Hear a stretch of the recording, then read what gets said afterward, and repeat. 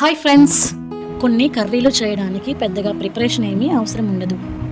ఇంట్లో ఉన్న 2-3 పదార్థాలతో చాలా రుచిగా చేసుకోవచ్చు. అలాంటి కర్రీల్లో ఈ టమాటా ఎగ్ కర్రీ కూడా ఒకటి. వెజ్జీస్ ఏం లేనప్పుడు సింపుల్గా ఇలా ట్రై చేయొచ్చు ఫ్రెండ్స్. కర్రీ చపాతీలోకి, బిర్యానీలోకి కూడా బాగుంటుంది ఫ్రెండ్స్. ముఖ్యంగా వేడివేడి అన్నంలోకి ఈ గ్రేవీ వేసుకొని తింటే ఆ రిచే వేరి ఫ్రెండ్స్. ఇది చేయడానికి ఎక్కువ టైం కూడా పట్టదు, ఎక్కువ ఇంగ్రీడియంట్స్ కూడా అవసరం లేదు ఫ్రెండ్స్. అందుకే ఈ రోజు మన ఇంట్లో చాలా సింపుల్గా దొరికే పదార్థాలతో టమాటా ఎగ్ కర్రీ చేసుకుందాం. మరి ఇంకెందుకు ఆలస్యం, కుకింగ్ స్టార్ట్ చేద్దాం రండి.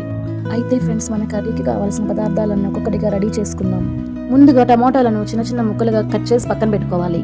నేను ఇక్కడ 1/2 kg టమాటాల దాకా తీసుకున్నాను.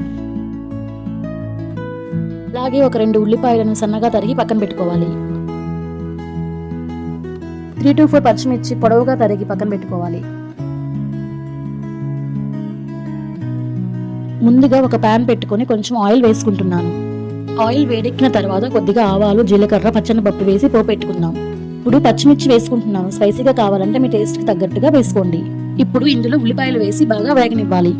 ఉల్లిపాయలు లైట్గా గోల్డెన్ కలర్లోకి వచ్చే వరకు వేయిస్తే కర్రీకి మంచి టేస్ట్ వస్తుంది. ఇప్పుడు కొంచెం కరివేపాకు వేయండి. ఇంకా మన కర్రీలో మెయిన్ హీరో వచ్చేసి టమాటో.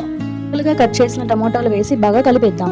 ఫ్రెండ్స్, ఇక్కడ ఒక చిన్న టిప్: టమోటాలు బాగా మెత్తగా అయ్యే వరకు ఉడికిస్తేనే కర్రీకి మంచి రుచి వస్తుంది. తొందరగా దించేయకండి.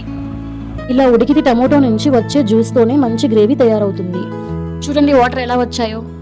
ఇప్పుడు కొద్దిగా ఉప్పు, పసుపు, అల్లం వెల్లుల్లి పేస్ట్ వేసుకుంటున్నాను. ఇప్పుడు బాగా కలపండి. అల్లం వెల్లుల్లి పేస్ట్ పచ్చివాసన పోయేదాకా మూత పెట్టి లో టు మీడియం ఫ్లేమ్లో ఉడికించండి. వంట రానోళ్ళు కూడా చాలా సింపుల్గా చేసుకోవచ్చు ఫ్రెండ్స్.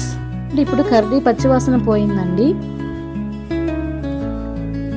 ఇప్పుడు ధనియాల పొడి ఒక 2 స్పూన్లు వేసి బాగా కలుపుకోవాలి.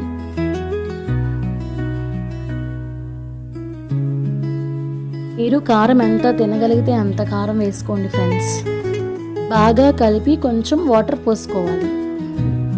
కావాల్సిన గ్రేవీ కన్సిస్టెన్సీ వచ్చే వరకు సిమ్లో ఉడికించుకుంటూ ఉండాలి. మధ్య మధ్యలో చూసుకుంటూ కలుపుతూ ఉండాలి. అందులో ఉన్న వాటర్ అంతా ఇంకిపోయి ఆయిల్ పైకి తేలేదాకా కలుపుతూ ఉండాలి ఫ్రెండ్స్. ఇప్పుడు టమాటాలు మెత్తగా అయ్యాయి. చూడండి ఎంత మంచి గ్రేవీలా తయారైందో. అల్లం పేస్ట్ వేసాం కదా, అది పచ్చివాసన కూడా పోయింది. చూడండి మనకి కావాల్సిన గ్రేవీ కన్సిస్టెన్సీ కూడా వచ్చేసింది.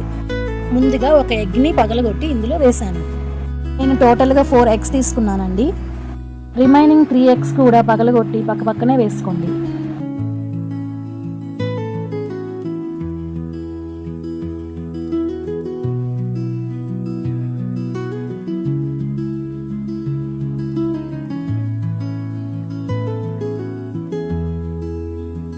ఇప్పుడు ఒక్కో ఎగ్ మీద నేను కారం చల్లుతున్నాను. అలాగే ఒక్కో ఎగ్ మీద సాల్ట్ కూడా వేస్తున్నానండి టేస్ట్ కోసం. మూత పెట్టి కొంచెం సేపు ఉడికించండి. ఎగ్ వేసిన వెంటనే కలపకండి. కొద్దిసేపు అలాగే ఉంచితే ఎగ్ చక్కగా సెట్ అవుతుంది.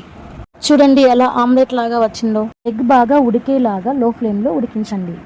మనం వేసిన ఎగ్స్ బాగా ఉడికిపోయాయండి. చూడండి. కొంచెం కొత్తిమీర వేసి గార్నిష్ చేసుకుంటే మన టమాటో ఎగ్ కర్రీ రెడీ. చూడడానికి ఎంత సింపుల్గా ఉందో, తినడానికి మాత్రం చాలా టేస్టీగా ఉంటుంది. మీరు కూడా ఒకసారి ఇంట్లో తప్పకుండా ట్రై చేసి చూడండి. కర్రీ నచ్చితే లైక్ చేయండి ఫ్రెండ్స్. ఇలాంటి ఇంటి వంటలు ఇంకా చూడాలి అనుకుంటే మన ఛానల్ని సబ్స్క్రైబ్ చేయండి ఫ్రెండ్స్. పక్కనే ఉన్న బెల్ ఐకాన్ని కూడా ప్రెస్ చేయండి. మీరు అన్నంతో తింటారా, చపాతీతో తింటారా, కామెంట్ చేయండి ఫ్రెండ్స్. మళ్ళీ మరో మంచి రెసిపీతో కలుద్దాం ఫ్రెండ్స్.